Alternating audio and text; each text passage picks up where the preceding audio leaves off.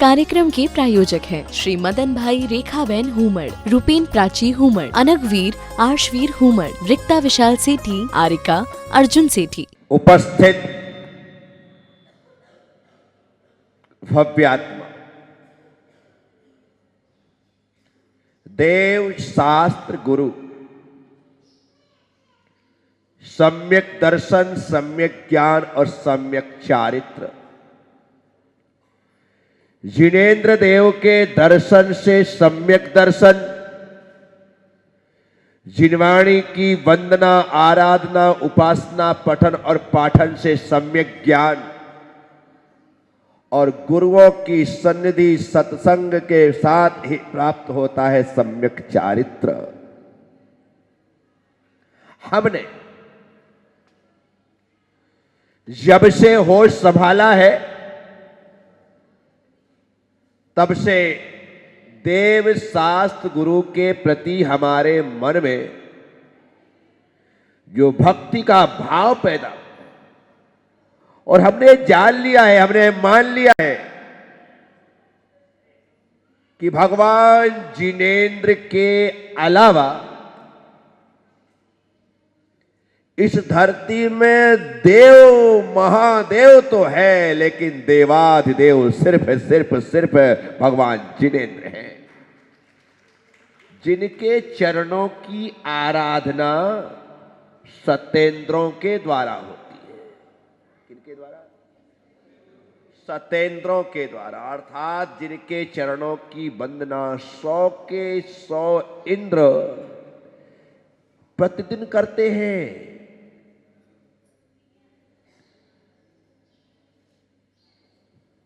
जब इंद्र करते हैं तो देव तो उनके परिवार के सदस्य है, देवगण भी तो वे देवाधिदेव है। ऐसे मुनि सुब्रत नाथ भगवान की सन्निधि हमें मिली है, निष्ठा हमें मिली है, हम उनके चरणों में बैठे। आप रोज बैठते तो होंगे, खड़े भी होते होंगे, चलते भी होंगे और लेटते भी होंगे,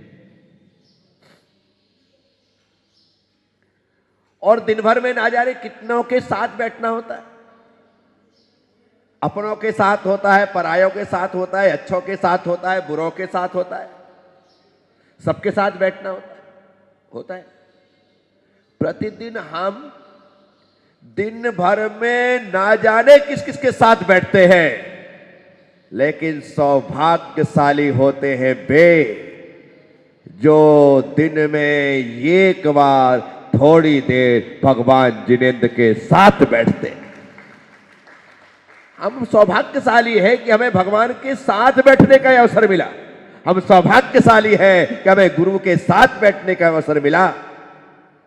माता पिता के साथ, भाई बंधु के साथ, अपने परायों के साथ, यार दोस्तों के साथ, अड़ोसी पड़ोसी के साथ, इसके उसके साथ, ना जाने किस किस के साथ हम रोज बैठते हैं। लेकिन जितने देर, जितने पल, जितने समय, जितनी घड़ी हम भगवान के साथ बैठे तो समझना आज तुम भगवान के साथ बैठे हो, पास बैठे हो, कल भगवान वेदी से उठकर तुम्हारे हृदय के आसन पर विराजमान हो जाएगा, वहां पर बैठ जाएगा। हम यहां पर आकर सिर्फ इसलिए बैठते हैं कि हे प्रभु आज हमारी बारी है तेरे चरणों में बैठने की, कल तेरी बारी है मेरे हृदय में बैठने की। बस आज हम बैठ रहे हैं, देखते हैं तू कब तक नहीं बैठेगा। हम भी जिद्दी है। मैं लोगों से कहता हूं बच्चों से कुछ सीखना या मत सीखना, लेकिन जिद्दी बनना जरूर सीखना। बच्चा अपना काम करवाने के लिए, जो वह चाहता है उसे पाने के लिए जिद करता है, रोने लगता है, सड़क पर ही पसर जाता है। कमाल हो। बस जैसे बेटा पिता से सब कुछ पाने के लिए जिद करता है, वैसे ही हम लोगों को परम पिता से सब कुछ पाने के लिए जिद करना चाहिए कि नहीं, तुझे देना ही पड़ेगा, अन्यथा मैं ये पड़ा हूं, ले नहीं जाना मुझे, यहीं पर पसर जाओ, यहीं पर रोने लग जाओ, आज नहीं तो कल उसे हमारी बात माननी पड़ेगी। पर हमने जिद की नहीं आज तक। हाथ बढ़ाया, दे दिया तो ठीक, नहीं दिया तो निकल गए। इसका मतलब तुम्हारे भीतर वो पाने की अभिप्सा थी ही नहीं। वो अभिप्सा होती तो बिफर जाते, पसर जाते, मचल जाते, लेकिन बिना लिए नहीं जाते। साथियों, भगवान के दर्शन से सम्यक दर्शन होता है, मैंने कहा, पर ऐसे थोड़ी हो जाता है। सम्यक दर्शन के लिए जिद्दी बनना पड़ता है। सम्यक दर्शन के लिए कि कुछ भी हो जा, मैंने सुन रखा है, मैंने पढ़ रखा है कि तेरे चरणों से ही सम्यक दर्शन की प्राप्ति होती है। और जब यह बात सत्य है, तुमने ही कही है, अपनी दिव्य ध्वनि में आपने बात को निश्चित किया है। जब आपने कहा है कि भगवान जिनेंद्र के दर्शन से सम्यक दर्शन होता है, तो प्रभु देना पड़ेगा। मैं अब आपके चरण छोड़ करके अन्यत्र नहीं जाऊंगा। और जो भक्त इतनी जिद करता है, कसम खा लेता है कि अब मैं अन्यत्र कहीं जाने वाला नहीं हूं, उस भक्त को उसी दिन उसी पल सम्यक दर्शन की प्राप्ति हो जाती है। और जो कहते हैं कि तू नहीं दे रहा है तो बहुत ठिकाने हैं, सोमवार को शिव जी मिलेंगे, मंगलवार को हनुमान जी मिलेंगे, बुधवार को गणेश जी मिलेंगे, गुरुवार को साईं बाबा मिलेंगे, शुक्रवार को कहीं चद्दर चढ़ा करके आ जाएंगे, शनिवार को तेल चढ़ा देंगे, कोई ना कोई तो देगा। उन्हें क्या मिलेगा? ये लोग तो ना घर के हैं ना घाट के, और हमें ऐसा घाट मिला है, ऐसा स्थान मिला है, ऐसा क्षेत्र मिला है जहां पर रत्नत्रय की दौलत प्राप्त की जा सकती है, जहां सम्यक दर्शन को हासिल किया जा सकता है। ऐसे वो चरण है। सौभाग्य है आपका कि आप यहां पर उन्हें देखने के बाद उनकी वाणी को मुझसे सुन रहे हो। मैं अपने मन से कुछ भी नहीं बोलता हूं, जो वो बोलते मैं बोल देता हूं। इसीलिए जिद्दी बनो उन्हें पाने के, जिद्दी बनो सम्यक दर्शन को पाने के लिए, जिद्दी बनो सम्यक ज्ञान और सम्यक चारित्र को पाने के लिए। पसर जाओ, बिफर जाओ, रोने लग जाओ, जब तक ना मिले तब तक बिल्कुल रोते ही रहना। ना खाना ना पीना नहीं चाहिए मुझे तो मेरी चीज चाहिए। अब बोलो, देना पड़ेगा। जिस दिन इस प्रकार से डिमांड होगी ना, जरा सी लोग हड़ताल करते हैं, धरना देते हैं, सरकार को झुकना पड़ता है। किसको? बैठ जाओ धरने पर, इस सरकार को भी झुकना पड़ेगा और हमें सम्यक दर्शन देना पड़ेगा। साथियों, मैं आप सबसे कह रहा हूं, मैं तो धूप में जाकर के बैठ गया था कि चलो गुनगुनी धूप का आनंद लिया जाए, पर माता जी को ये रास नहीं आया। भानु को भेजा, अरे भाई भानु, मैं तो भानु के सामने ही बैठा था। क्या? भानु के सामने ही बैठा था। भानु मतलब सूर्य, उसके सामने ही बैठा था। मैंने कहा कि नहीं, आज तो प्रवचन नहीं, यहीं आराम लेते हैं। उसने ना जाने माता जी से आके क्या कह दिया साहब, ये वहां तक मुझे लेने के लिए आ गई और फिर तो अपनी बड़ी बहन इस प्रकार से बुलाए और छोटा भाई ना आए, ऐसा हो सकता है क्या? ये उम्र के हिसाब से मैं बड़ी बहन कह रहा हूं, और अब अपने हिसाब से कहूं तो मेरी कोई छोटी बहन बुलाए और मैं ना आऊं, ऐसा हो सकता है क्या? तो मैंने कहा चलो यहां बैठा हूं, आपकी इच्छा है सुनने की तो अपने को क्या बोल देते हैं। तो साथियों, मैं आप सबसे कह रहा हूं, अभी माता जी कह रही थी जनगणना, गजराज जी गंगवाल कह के गए जनगणना।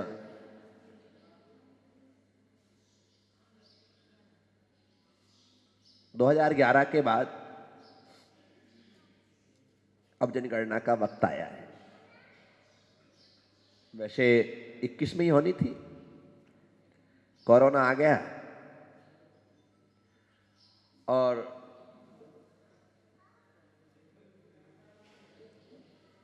कांग्रेस और लालू जी ये सब लोग जातिगत जनगणना के पीछे पड़ गए। तो उसकी वजह से 2-3 साल इन सब समीकरणों को जमाने में समय लग गया और अब सरकार ने निश्चित किया है। पहले तो जैन धर्म का 8वें नंबर पर कॉलम था 2011 में, इस बार हटा दिया था।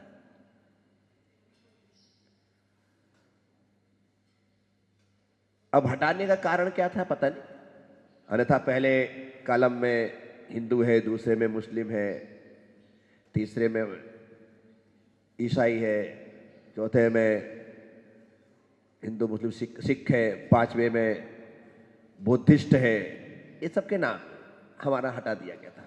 अब 6वां कोड नंबर हमको 6वां मिला है, पहले 8वां था, अब 6वां मिला है। आप अपने नाम के सामने कुछ भी लिखो, कोई तकलीफ नहीं है। पाटनी लिखो, पाटोदी लिखो, कासलीवाल लिखो, बाकलीवाल लिखो, बघेरवाल लिखो, बघेरवाल में भी हरसोरा लिखो, बहुत सारे हैं, ठग लिखो, जो लिखना है वो लिखो। परिवार में जो लिखना है आपको, बस्सल लिखो, बाझल लिखो, कौशल लिखो, कोई तकलीफ नहीं है, सब चल। खुद के नाम के सामने सिंघई लिखो, कोई तकलीफ नहीं। लेकिन जब जनगणना वाले हमारे यहां पर आते हैं तो आप अपने गोत्र में कुछ भी लिख सकते हैं जो है, परंतु जहां धर्म का कॉलम है, हम क्या कहते हैं ना कि हमारे पास इतना भी वक्त नहीं होता, हम उसको ही बोल बोल के लिखवाते रहते हैं कि भाई तू बोल दे, लिख ले। हमें स्वयं को एक बार देख करके क्या पड़ता है कि वो जब वो टिक लगाता है, कुछ करता है, जहां पर टिक लगाना है तो वो पहले ही नंबर पर हिंदू में टिक लगा देता है, और आप जैन होने के बाद भी हिंदू में ढकेल दिए जाते हैं। मैं जब कर्नाटक गया तो बेलगांव, कोल्हापुर और मिरज मतलब सांगली, ये 3 जिलों में, सिर्फ 3 जिलों में 10 लाख जैन रहते हैं। कितने? राजू शेट्टी जो पीएम बन करके सांसद जाते थे, निर्दलीय लड़ता था, जीत करके जाता था, वो तभी लहर में हार गया 2 बार, अन्यथा बहुत अच्छा दिगंबर जैन है राजू शेट्टी। 10 लाख जैन। और महाराष्ट्र की पूरी जनगणना 2011 की है, उसमें महाराष्ट्र के जैनों की जनसंख्या 6 लाख है। कितनी है? महाराष्ट्र में जैनों की संख्या 6 लाख है, सरकार के पास लिखा पढ़ी। और सिर्फ बेलगांव, कोल्हापुर और सांगली, इन 3 जिलों में 10 लाख। अब बताओ कितना बड़ा महाराष्ट्र, 3 जिले ही 10 लाख बता रहे हैं और उनके पास आंकड़े सिर्फ 6 लाख के हैं। आज रजिस्टर्ड, अभी आप गूगल में सर्च करोगे कि महाराष्ट्र में जैनों की संख्या, तो आप उसमें देख लेना 6 लाख प्लस आएगी, बस ज्यादा है नहीं। पर 3 गांवों में इतनी, 3 जिलों में, ये सबनेवाड़ी, ये भोज में 18,000 की जनसंख्या है, जैनों की नहीं, पूरे गांव की।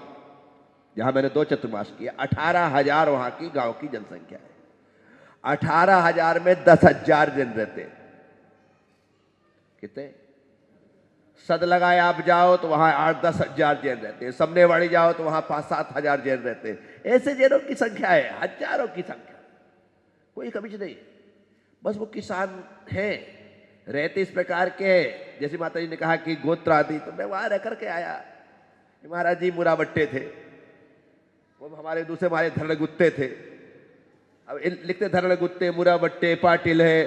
पाटिल तो फिर भी बहुत ज्यादा कॉमन है। चौगले हैं, केस्ते हैं, कडोले हैं, ऐसे ऐसे गोत्र हैं। और नाम कई तो ऐसे गोत्र जो बोलने में नहीं आता है, तो ऐसे गोत्र वाले हैं। और वो उनको कुछ समझ पड़ती नहीं है, जो लग गया तो लग गया, हो गई जनगणना हो। तो इसलिए इसमें लोगों को जागरूक होना जरूरी हो जाता है। जब तक हर व्यक्ति अपने हाथ से वो फॉर्म ना भरे और स्वयं जैन के ऊपर टिक ना लगाए, तब तक हमारी संख्या जो आज की तारीख में 45 लाख ही सरकार के आंकड़े में, ज्यादा नहीं। जबकि दिगंबर, श्वेतांबर, तेरापंथी, थानकवासी चारों मिलाकर के आराम से 4 करोड़ प्लस जैन हैं, लेकिन सरकारी आंकड़ों में नहीं। जो लोग जनगणना में हैं उन लोगों को पूरा लाभ मिलता है। हम लोग असुरक्षित से हमेशा महसूस करते हैं, क्योंकि मुट्ठी भर लोगों की कौन परवाह करता है? कोई परवाह नहीं करता। तो बात प्रसंगवश माता जी ने भी कहा, इसलिए मैंने बोल दिया।